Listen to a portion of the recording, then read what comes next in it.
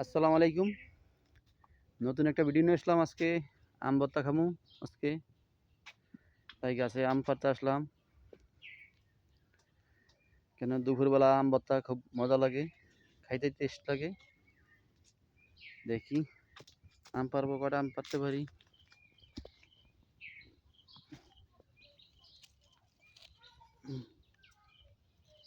পাকছে কিনা দেখতে আসি। এখনো ফাঁকে নেই বেশি একটা, কিন্তু হলুদে গেছে গা, খুব শীঘ্রই আম পেকে দেবো। এই আমগুলো খুবই মজা, টেস্ট।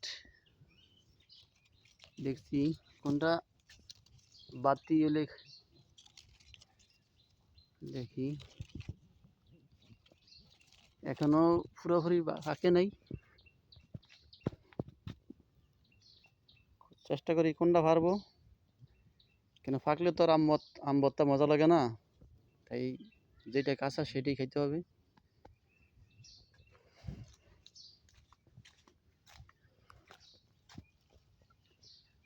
আমগুলো সবই কিন্তু নিচে, তাই দেখি কোনটা খাওয়া যায়, কোনটা ভালো লাগে।